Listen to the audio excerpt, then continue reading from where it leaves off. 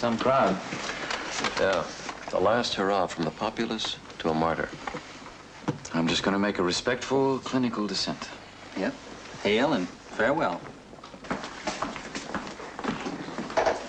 Good morning, Maxwell. Good morning. Good morning, ladies and gentlemen. Forgot to fasten your seatbelt. The first case history selected for our clinical examination, and I hope edification, is that of a Mrs. Molly Lindemann, who was a ward patient here. Mrs. Lindemann was 74 years old, and she underwent surgery about 10 days ago for an obstruction of the small intestine. Her recovery, it seemed satisfactory until yesterday morning when she suffered a stroke. She was attended and subsequently pronounced dead by the resident on duty, Dr. Kildare.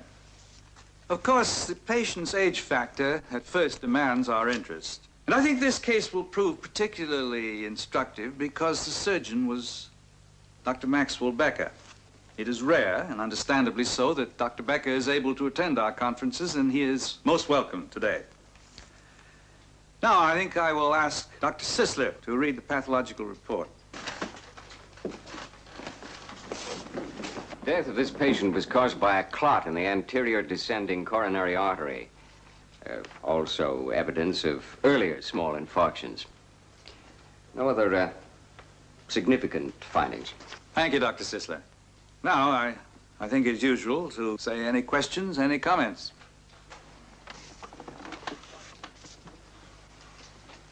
Yes?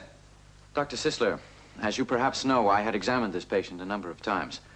I had felt that her heart was too weak for surgery, even if Dr. Becker were to be the surgeon. So now, with the greatest respect for Dr. Becker, but in keeping with the constructive clinical purpose of this review, I ask this question. Were you able to trace any connection between the surgery that was performed on Mrs. Lindemann and her stroke? Well, her health was failing to begin with. Yet she was making a good recovery into the 10th day. Let's face it, we're in the gray zone on this one. There's just no exact scientific way of knowing one way or the other if the stress and strain of surgery brought on that stroke. I wasn't expecting you to be scientifically exact, Dr. Sisler. I was hoping to get your educated opinion. You're asking for my educated guess, Dr. Kildare. And guess is a dirty word in any laboratory science, including pathology. You showed up, but the game was called. Come on, sit down.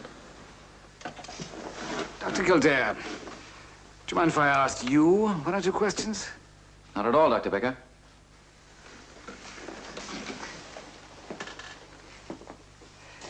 Joining you in your constructive clinical interest, I wonder if you'd care to give us your opinion, your educated opinion, of course, about the connection between my surgery and the patient's stroke.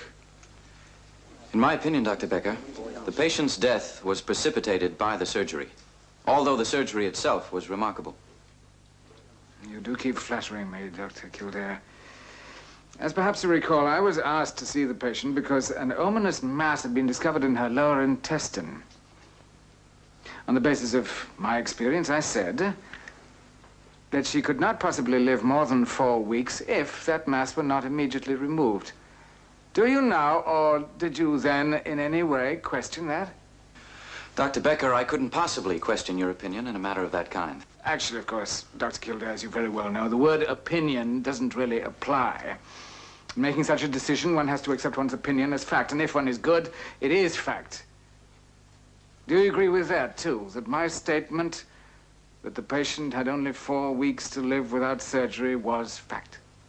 Yes, sir, I agree with that. But I say that in this case... I say that you're wasting the precious time of everybody in this room. We're not here to find out how this woman might have died, but how, despite her weakened condition, she might have lived on. Granted that she had a very bad heart, but nevertheless there was some slight possibility that she could come through the operation. The facts forced us into this course of action. I disagree with that, Dr. Becker. The patient died, but as a result of what happened in this operation, very important things were discovered. I had to improvise new techniques because I knew that she had to get in and out of that operating theater as quickly as possible. And in the future... Dr. Becker, I asked for the chance to make my point. All right. Make your point. I say there was another course of action we could have taken with that patient. Granted, she was down to the short end of things. But there was still one thing left we could have done for her, given to her, Dr. Becker. And we had it to give. With your pills and your tubes, no doubt. Exactly, sir, with my pills and my tubes. A little strength. Very temporary, of course. I believe I could have given her enough strength, at least to last out those last 4 weeks of her life. And without the pain and without the suffering of those last 10 days. I see. Dr. Kildare, aren't you a little young to be throwing in the towel on the tough cases? Dr. Becker, there was no towel to throw in. That woman was dying. And she knew it. I could tell. I used to talk to her now and then. And in her own way, she was asking me to give her a little time, to do the things she wanted to do, to put in order the last bits and pieces of her life, to make up with her brother she'd been feuding with for years, and who was coming in from Chicago, but who didn't have a chance, to finish writing some little notes she was writing to her children and her grandchildren. Oh, my goodness. It was all she had left, Dr. Becker, her last dignity, the way she was to be remembered. And I say she had a right to that. And to the time to attend to it. Every person I ever saved or lost had a right to time. And as a result of what we learned in this case, my next patient like that will have a much better chance of getting some extra time. Provided your next patient has a much better heart, sir.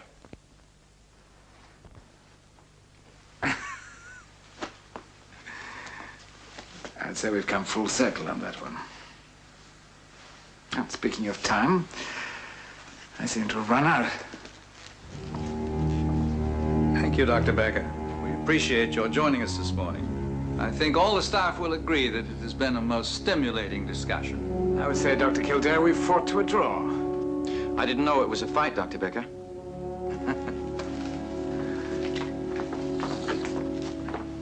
I've got news for you. It was a fight. And is.